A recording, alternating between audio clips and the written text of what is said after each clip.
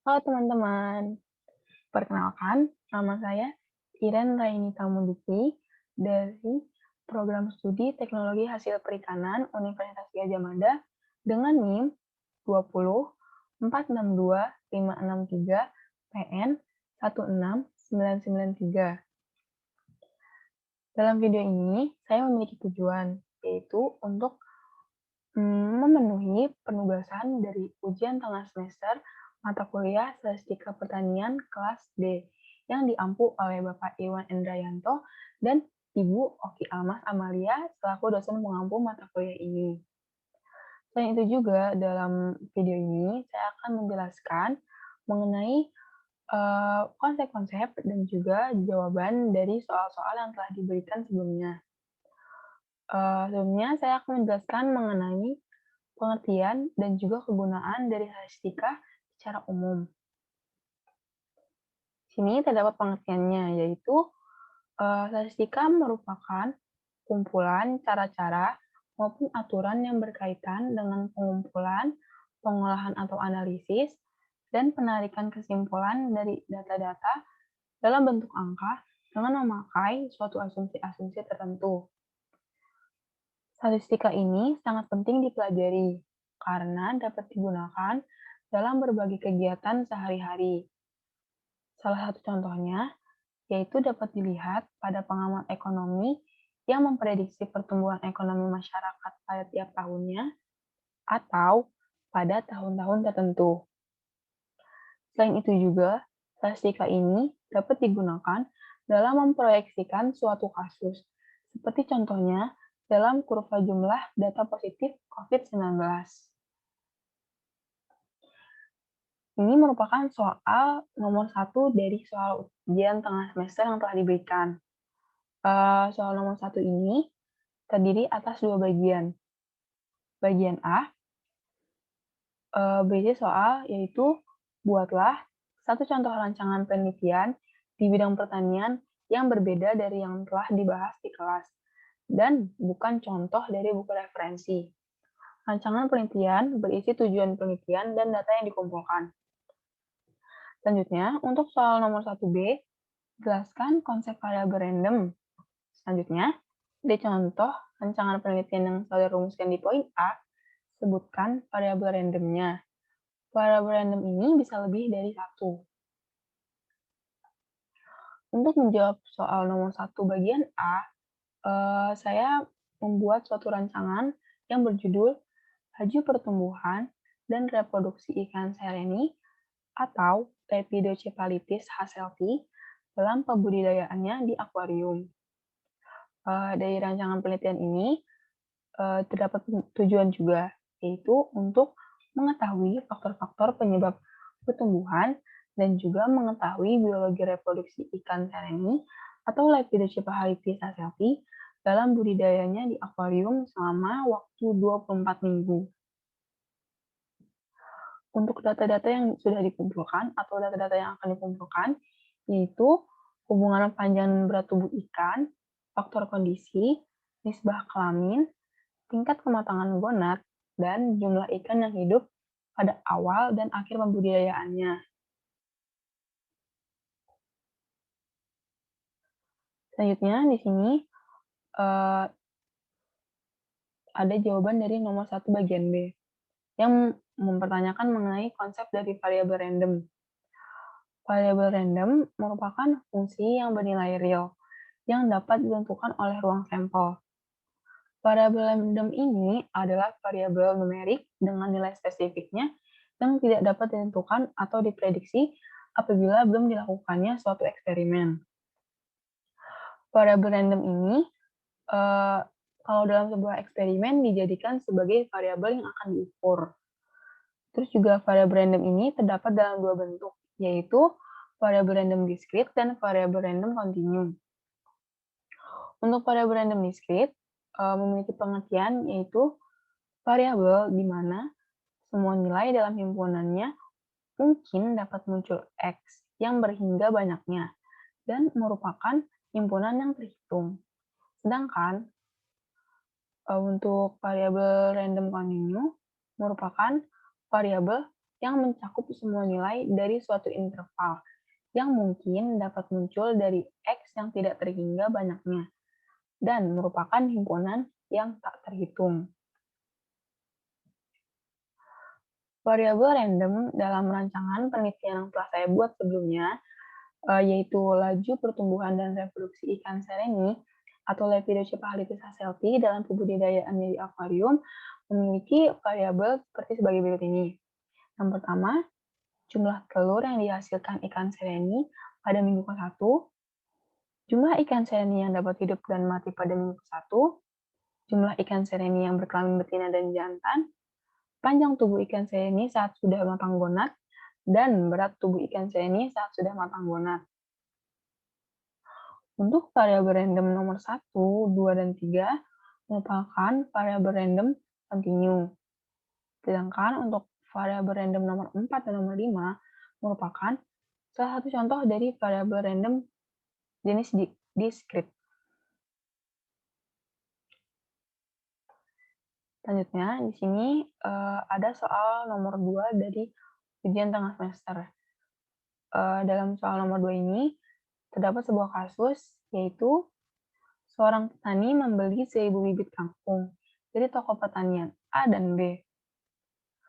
Sebanyak 600 bibit dibeli dari toko A, sedangkan 400 bibit berasal dari toko B. Setelah ditanam, diketahui bahwa sebanyak 60 bibit dari toko A tidak tumbuh, dan sebanyak 320 bibit dari toko B tumbuh dengan baik. Dari soal nomor 2 ini juga terdapat beberapa pertanyaan. Ada sekitar 4 bagian pertanyaan, yaitu terbagi atas bagian A. Buatlah tabel kontingensi dari kasus di atas dengan format berikut. Soal nomor 2 bagian B. Jika sebuah bibit dipilih secara acak, hitunglah peluang bibit tersebut tumbuh dengan baik. Lalu untuk 2 bagian C, jika sebuah bibit dari toko B diambil secara acak, berapakah peluang bibit tersebut tidak tumbuh? Dan untuk nomor 2 bagian D, jika diketahui sebuah bibit tidak tumbuh, berapakah peluang bibit tersebut berasal dari toko A?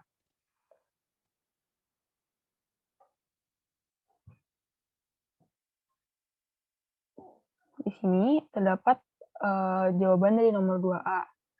Di sini juga dijelaskan ya, ada tabel kontingensi yang berisi toko pertanian, kategori bibit, dan total. Dari toko pertanian ini terdapat toko A dan toko B. Dan dari kategori bibit terdapat kategori bibit tumbuh dengan baik dan kategori bibit tidak tumbuh. Untuk toko pertanian A, kategori bibit tumbuh dengan baik terdiri atas 540 bibit. Dan untuk kategori bibit tidak tumbuh dari toko A, terdapat 60 bibit yang tidak tumbuh. Sedangkan total dari keseluruhan toko A adalah 600 bibit. Selanjutnya, untuk toko pertanian B, terdapat 320 bibit untuk kategori bibit yang tumbuh dengan baik. Dan terdapat 80 bibit dari kategori bibit yang tidak tumbuh. Total dari toko B ini adalah 400 bibit. Selanjutnya, total dari kategori bibit yang tumbuh dengan baik dari toko A, yaitu 540, dan toko B, yaitu 320, adalah 860 bibit. Sedangkan untuk total dari kategori bibit tidak tumbuh dari toko A, yaitu 60, dan untuk toko B 80, totalnya adalah 140 bibit.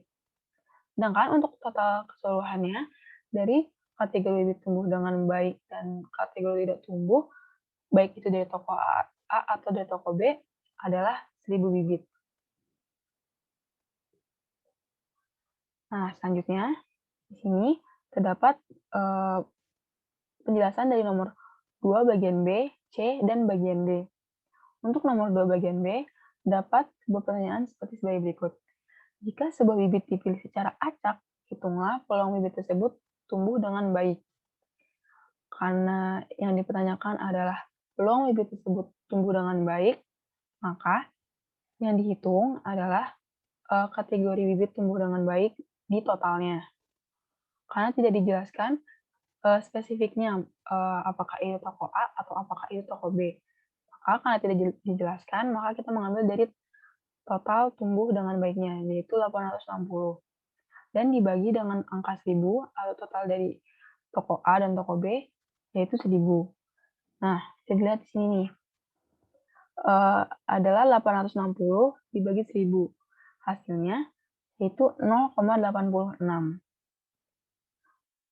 Selanjutnya, untuk nomor 2 bagian C, terdapat pertanyaan sebagai berikut. Jika sebuah bibit dari toko B diambil secara acak, berapakah peluang bibit tersebut tidak tumbuh? Untuk nomor 2 bagian C ini, kita bisa meng-highlight beberapa pernyataan, yaitu bibit dari toko B yang diambil secara acak dan peluang bibit yang tidak tumbuh. Karena sudah dijelaskan itu dari toko B dan dari kategori bibit tidak tumbuh, maka kita bisa langsung melihat ke toko B dari bagian tidak tumbuh, yaitu 80 dan dibagi dengan total toko B dari tumbuh dengan baik dan tidak tumbuh, yaitu 400. 80 dibagi 400, hasilnya ini adalah 0,2. Selanjutnya, untuk nomor 2 bagian D, dapat pertanyaan seperti sebagai berikut ini, yaitu jika diketahui sebuah bibit tidak tumbuh, berapakah peluang bibit tersebut berasal dari toko A? Untuk nomor 2D ini, kita juga bisa meng-highlight, yaitu dari bibit yang tidak tumbuh dan peluang bibit dari toko A. Karena masih sama, yaitu dari peluang bibit yang tidak tumbuh, maka kita bisa langsung melihat ke toko A di bagian yang tidak tumbuh. Nah, kita bisa mengambil angka 60 ini, lalu dibagi dengan total keseluruhan bibit yang tidak tumbuh, yaitu 140 bibit. Nah, bisa kita lihat juga dihasilkan 60 dibagi 140 yang menghasilkan 0,43. Selanjutnya, untuk menjawab soal nomor 3, terdapat soal seperti ini. Terdapat dua bagian, yaitu bagian A, jelaskan untuk kasus seperti apa distribusi Poisson digunakan, dan untuk nomor 3 bagian B, dari penelitian yang saudara kaji pada tugas kelompok, aplikasi distribusi Poisson di pedang pertanian, sebutkan variabel yang memiliki distribusi Poisson. Jelaskan pula mengapa distribusi Poisson atau metode terkait distribusi Poisson digunakan pada penelitian yang saudara kaji. Berikut ini adalah jawaban dari nomor 3 bagian A, yaitu distribusi Poisson merupakan percobaan suatu variabel acak X yang dipakai untuk menghasilkan nilai numerik. Jumlah yang dikeluarkannya terjadi dalam suatu selang waktu dalam suatu daerah yang ditentukan. Distribusi ini merupakan pendekatan distribusi binomial saat peluang sukses atau S yang kecil dan N yang cukup besar. Pada umumnya, distribusi Poisson ini digunakan untuk memodelkan hubungan antara variabel berupa data diskrit dengan variabel yang berupa data kontinu. Selain itu juga, distribusi Poisson ini dapat digunakan untuk melihat banyaknya kejadian di dalam suatu interval waktu tertentu dan pada proses antrian. Selain itu juga terdapat contoh kasusnya. Contoh kasus yang pertama yaitu banyaknya jumlah telur yang dihasilkan dalam waktu 24 minggu. Untuk kasus pertama ini saya ambil dari rancangan penelitian yang telah saya buat sebelumnya. Selanjutnya, distribusi Poisson ini dapat digunakan pada kasus banyaknya mobil yang lewat dalam waktu 1 jam dan banyaknya antrian nasabah pada suatu bank X. Selanjutnya, untuk nomor 3 bagian B, dipertanyakan tentang variabel yang digunakan dalam tugas kelompok sebelumnya. Yaitu variabel yang menggunakan distribusi Poisson ini, di tabel ini adalah development stack and forest, type, thinning intensity, stand characteristic, dan site related. Dalam tabel ini juga terdapat beberapa tabel yaitu group, variable, estimate, standard error, dan PR atau PR ini Di variabel ini terdiri atas intercept, young poll, selection, coefficient stock, dan lain-lainnya. Selanjutnya juga di bagian estimate, standar error, dan PR ini, kita bisa melihat nilai-nilainya atau hasil yang didapatkan menggunakan distribusi Poisson ini. Dalam penelitian jurnal Modeling Indoor for Empirical Forest Prediction System atau jurnal dari tabel sebelumnya, distribusi Poisson ini digunakan untuk memprediksi jumlah pohon dalam pertumbuhannya menggunakan ukuran plot dan perbedaan waktu. Sesuai dengan pengertian dari distribusi Poisson sebelumnya, yaitu digunakan untuk melihat banyaknya kejadian dalam suatu interval waktu tertentu. Model Poisson yang digunakan dalam penelitian ini adalah Zero Inverted Poisson atau ZIP. Penggunaan metode Zero Inverted Poisson ini atau ZIP ini disebabkan karena dalam penelitian ini terjadi overdispersi. Overdispersi ini dapat terjadi apabila dalam suatu penelitian atau pada hasil penelitian tersebut terdapat variansi dari variabel respon yang memiliki nilai lebih besar dibandingkan dengan nilai mean-nya. Bisa diperhatikan di sini.